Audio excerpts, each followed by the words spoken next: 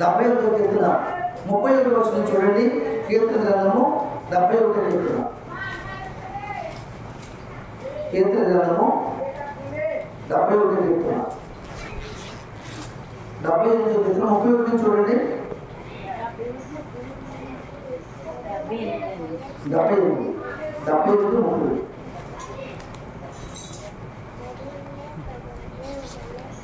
31 చూడండి.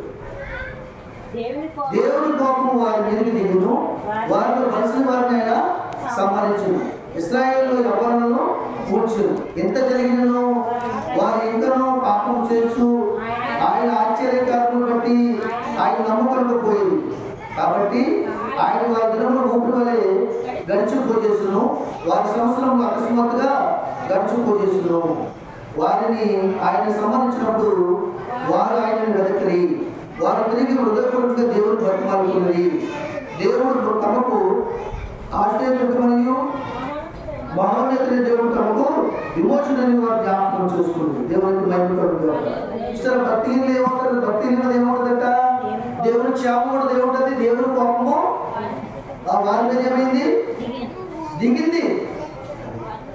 భక్తి పరుల మీద, నీతిమంతుల మీద, విరిగిన మనసులకు ప్రార్థన చేయవారి మీద, దీనుల మీద ఏం దిగుతుంది? క్షేమాగారము. భక్తిహీనుల మీద ఏం దిగుతుందంట? ఏమండి? దేవుని కోపం వారి నీతి దిగును, వారిలో బలిసిన వారినైనా సంహరించును, ఇశ్రాయేలు యవ్వనులను కూల్చు. ఎందుకు పని చేసిన? వారి దేవుడు చేసిన మేలు మర్చిపోయి నా బలము నా శక్తిని ఆహారం కొరకు నీళ్ళ కొరకు దేవుడు శోధించి వారి ఇష్టాన్ని వారు జీవించి ఒక దూడను చేసుకుని బొమ్మను చేసుకుని వారు ఆరాధన చేసి దేవుడిని మర్చిపోయి జీవించారు.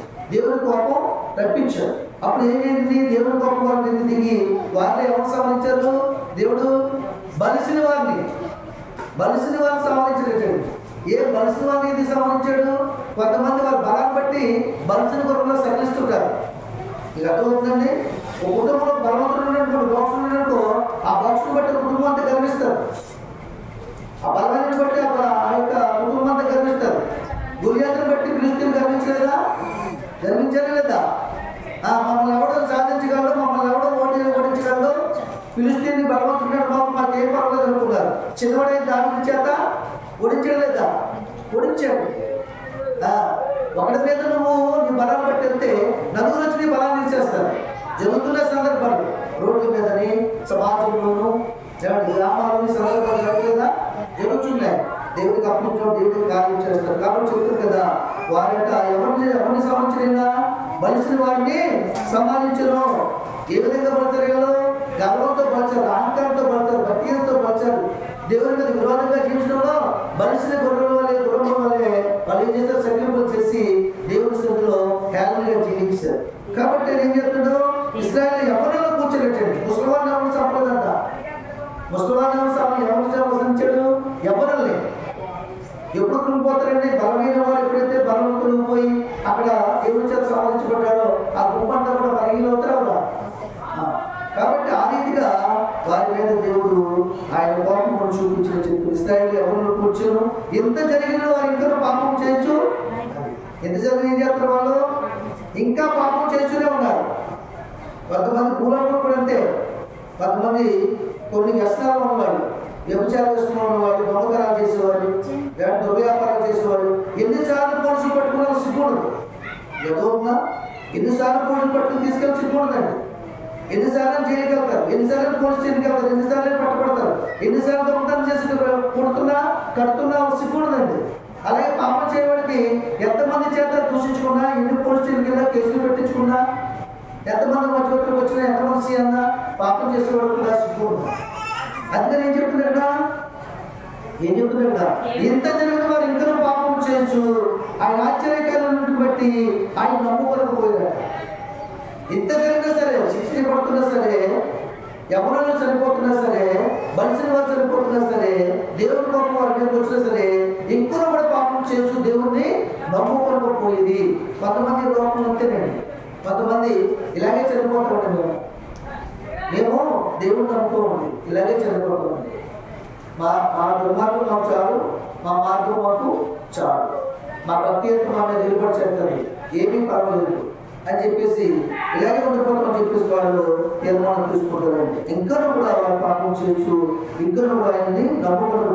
కాబట్టి ఆయన వారి దినములు ఊపిరి వలె గడిచిపోజేసును, వారి సంవత్సరంలో అకస్మాత్తుగా గడిచిపోజేస్తారు. కాబట్టి వారి దినాలు ఏం చేశాడు? ఊపిరి వలె. ఊపిరి ఎలా ఉంటుంది?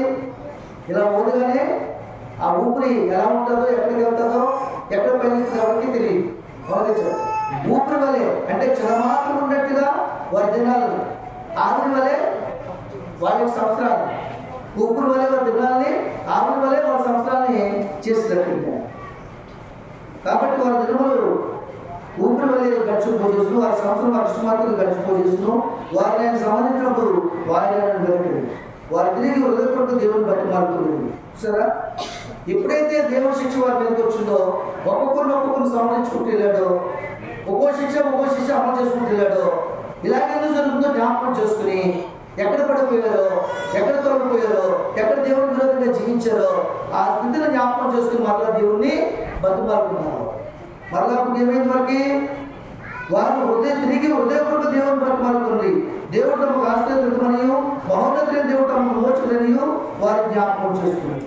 దేవుడికి మహిమ. అప్పుడు దేవుని కృప క్షేమాల వల్ల ముందుకు అయినను వారు హృదయం స్థిరంగా లేదంట. ఆ సమయాన్ని బట్టి చేశారు కింద ఉన్నమాట. అయినను వారు హృదయం ఆయన స్థిరంగా ఉండలేదు. ఆయన నిబంధన వారు నమ్మకముగా కైకొనలేదు. నోటి మాటతో వారు ఆయన స్తుతి చేసి నాలుగుతో ఆయనతో ముక్కిరి. అయితే ఆయన వాక్యాల సంపూర్ణై వారు నచ్చపజేయక వారి దోషమును పరిహరించేవాడు.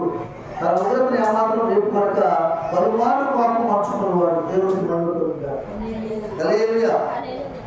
కాబట్టి వాళ్ళు తిరిగి మళ్ళీ హృదయపూర్వకంగా బతిమాలుకున్నప్పుడు వారి హృదయం వారి పట్ల ఆయన పట్ల స్థిరంగా లేచినప్పుడు కూడా ఆయన ఇంకా ఆయన కోపం ఉంచుకుని మన ఎంత మాత్రం మిగతా నశింప చేయలేదు. దేవుడికి మహిమ. హల్లెలూయా.